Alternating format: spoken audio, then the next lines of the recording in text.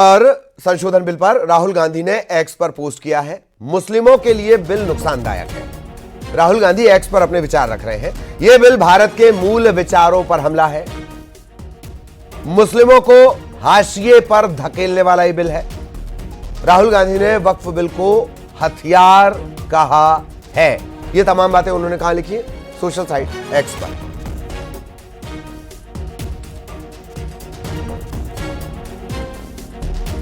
और लोकसभा में वक्फ बिल पर चर्चा के दौरान केंद्रीय गृह मंत्री अमित शाह ने विपक्ष पर जोरदार प्रहार किया। बंगाल के सांसद का जवाब छाती ठोक कर दिया, तो वहीं अखिलेश के योगी वाले बयान पर अमित शाह ने कहा कि योगी यूपी में रिपीट करेंगे, बीजेपी अभी भी अगले टर्म में सरकार बनाएगी। ये सालों से जातिवाद और तुष्टीकरण इसके आधार पर काम करते हुए आए हैं और जातिवाद और तुष्टीकरण की राजनीति कर अपने परिवार की पॉलिटिक्स को आगे बढ़ाए हैं। मगर 2014 से मान्यवर जातिवाद, तुष्टीकरण और परिवारवाद को एक साथ नरेंद्र मोदी ने समाप्त कर विकास की राजनीति इस देश में प्रस्तावित की। पॉलिटिक्स ऑफ परफॉर्मेंस, परफॉर्म करिए और चुनकर आइए।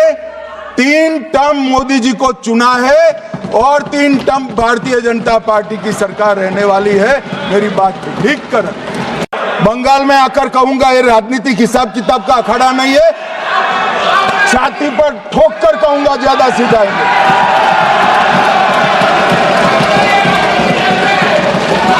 मान्यवर 2013 के, अरे बैठ जाओ वकील साहब बैठ जाइए। मान्यवर 2013 में वो भी रिपीट होने वाले हैं। और अखिलेश पर केंद्रीय गृह मंत्री ने एक बार नहीं 2 बार जमकर वार किया। इससे पहले लोकसभा में वक्फ संशोधन बिल पर चर्चा के दौरान अखिलेश यादव ने बीजेपी के अध्यक्ष को लेकर तंज कसा और जिस पर अमित शाह ने करारा जवाब दिया। वो तरीका सुनिए, वो अंदाज सुनिए अमित शाह का। अध्यक्ष महोदय, मैं कहना चाहता हूं, ये जो बिल लाया जा रहा है, भारतीय जनता पार्टी में एक मुकाबला चल रहा है। भारतीय जनता पार्टी के अंदर मुकाबला चल रहा है कि खराब हिंदू कौन बड़ा है। और ये बात अध्यक्ष महोदय मैं ऐसे ही नहीं कह रहा हूं। जो पार्टी ये कहती हो कि दुनिया की सबसे बड़ी पार्टी है, अध्यक्ष महोदय वो अपना राष्ट्रीय अध्यक्ष नहीं चुन पाए अभी तक।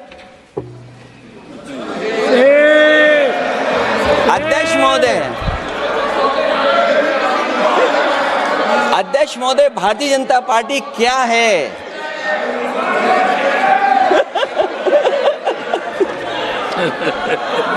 जी, मैं अखिलेश जी ने बहुत हंसते हंसते कहा है, इसको हंसते हंसते जवाब देना। ये सामने जितनी पार्टियां हैं उनका राष्ट्रीय अध्यक्ष उन 5 लोगों को ही चुनना है परिवार के।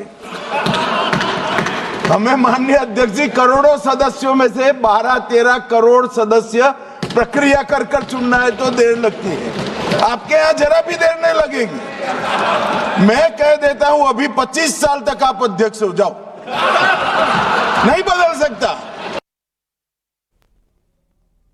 और लोकसभा में वक्फ संशोधन बिल पर चर्चा के दौरान शिवसेना उद्धव ठाकरे गुट के अरविंद सावंत ने बिल पर अपनी ही पार्टी की स्थिति को साफ नहीं किया। इस पर अल्पसंख्यक मामलों के मंत्री किरण रिजिजू ने कहा, उद्धव गुट को अपनी स्थिति साफ करनी चाहिए कि वो बिल के समर्थन में है या विरोध में। शांति से सोच लो क्या कर रहे हो। आप एक तरफ कह रहे हो कॉमन सिविल की कोड की बात करते हो और जब दूसरी तरफ यहाँ 2 मुस्लिम गैर मुस्लिम हमारे वक्फ बोर्ड पे ला रहे हो। मुझे डर लगता है कि हमारे हिंदुओं के मंदिरों में भी कल गैर हिंदू अमर लाना चाहोगे। बिल को समर्थन करते कि नहीं करते आपने क्लियर नहीं किया, लेकिन मैं से इतना कहना चाहता हूं, पहले मुझे भी अरविंद सावंत जी का शिव सैनिक होने का, शिवसेना का MP होने का जैसे बोलचाल था वो क्यों बदल गए हैं? आप इंसान बदल गए या कांग्रेस के साथ हाथ मिले इसलिए आप बदल गए? और वक्फ संशोधन बिल पर जमीयत उलेमाए हिंद के अध्यक्ष मौलाना महमूद मदनी बोले कि अंतिम सांस तक वो बिल के विरोध में लड़ेंगे। अमेंडमेंट्स पार्लियामेंट में पेश कर दी गई हैं और जिस तरह पेश की गई हैं ये अनकॉन्स्टिट्यूशनल है। ये जो हुकूक हैं इनको गस्ब करने की कोशिश है। ये टोटली अनएक्सेप्टेबल है, नाकाबिल कबूल है। इसको हम नहीं कहना चाहते कि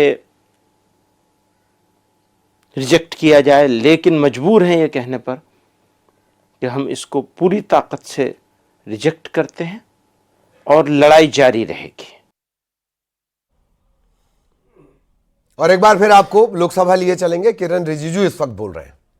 इतना अविश्वास मत किया है तो मैं इसलिए कह रहा हूं कि ऐसा किसी अधिकारी के ऊपर में नहीं करना चाहिए। और कोई भी अधिकारी गलत काम करता है तो उसका तो अपना उसका डिसिप्लिनरी एक्ट अलग होता है, प्रावधान होता है।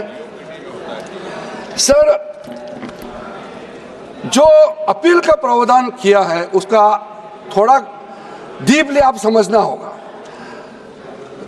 उन्होंने कहा कि पहले भी प्रावधान था, कई मेंबरों ने कहा।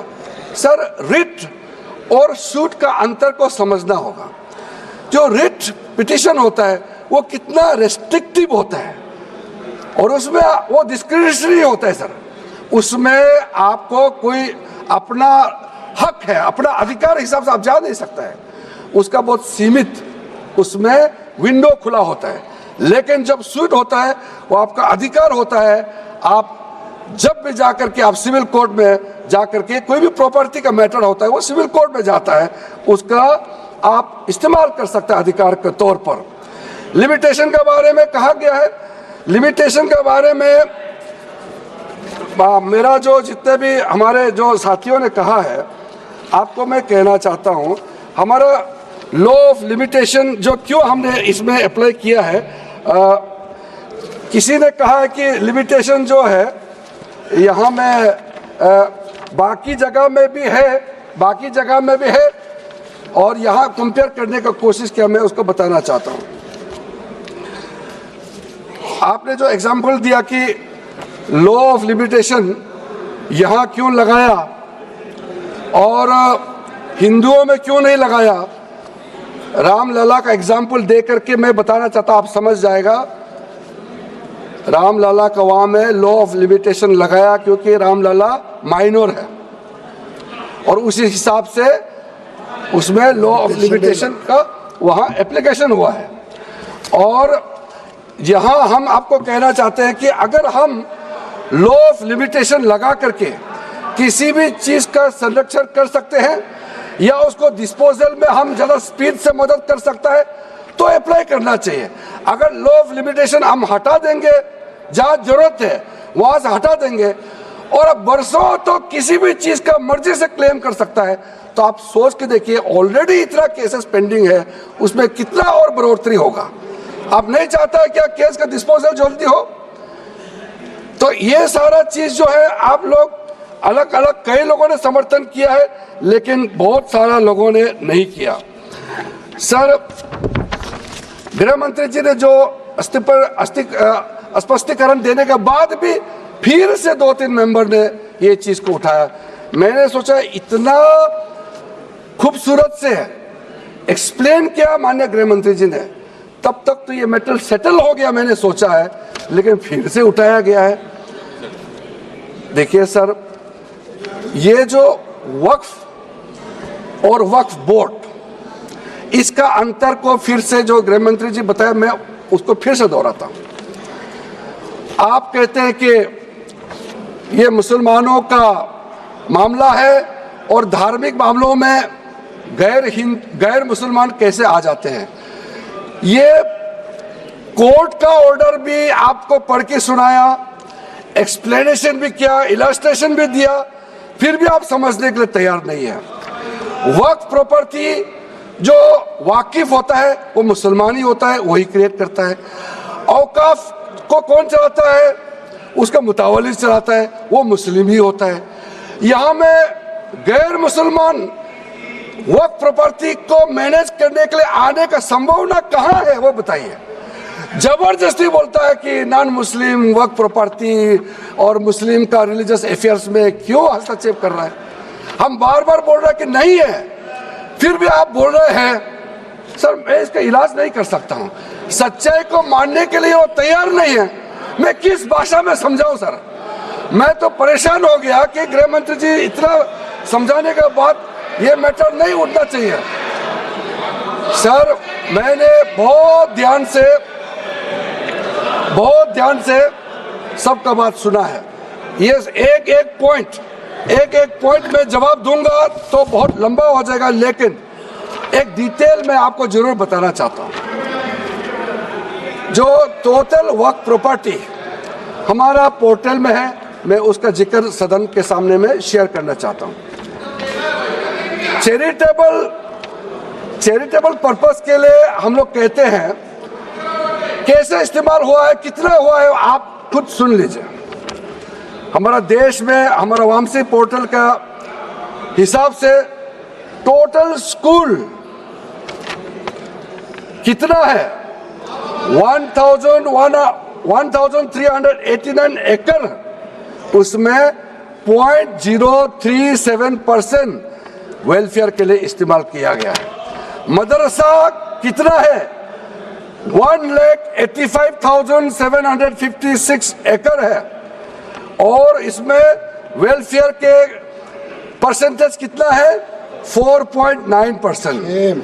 मुसाफिर खाना कितना हमारा देश में? 4,710 एकड़, कितना परसेंटेज वेलफेयर के लिए इस्तेमाल किया गया है? 0.12%। ये चैरिटेबल का मैंने बताया। और कमर्शियल का कितना प्रॉपर्टी है और वेलफेयर के लिए कितना इस्तेमाल करता है? एग्रीकल्चर लैंड 6,27,692 एकड़, सिर्फ 16.7% ही वेलफेयर के लिए इस्तेमाल किया जाता है। टोटल बिल्डिंग 5,994 एकड़, सिर्फ 0.1% इस्तेमाल किया जाता है। इसी प्रकार से घर है, ऑर्चार्ड है, प्लॉट है, फिशिंग पॉन्ड है, दुकानें हैं, कई ऐसे प्रॉपर्टी जिसका परसेंटेज 1% से भी कम वेलफेयर के लिए इस्तेमाल किया जाता है। और रिलीजियस जगह जो है, जैसे ईदगाह है, 2,85,256 एकड़ है, 7.6% ही वेलफेयर के लिए इस्तेमाल किया जाता है। वैसे इमाम बाड़ा और चौकी करबला जो है, मोस्क, तकिया जो मज़ार या दरगाह होते हैं, ग्रेवयार्ड जो कब्रिस्तान कहते हैं, सबका हमने जो देखा है वेलफेयर के लिए इस्तेमाल का परसेंटेज 1% से भी कम है, और 1% से ज़्यादा है तो बहुत कम है। इसलिए मैं डेटा में नहीं जाते हुए, क्योंकि डेटा देने का इतना ज़्यादा डेटा है, आप लोग डेटा सुन के बोर हो जाएंगे। लेकिन मेरा जो समापन भाषण में आपने जो पॉलिटिकल इशू उठाया है, उसके ओर ले जाते हुए मैं समापन करना चाहता हूँ। आप लोग बार बार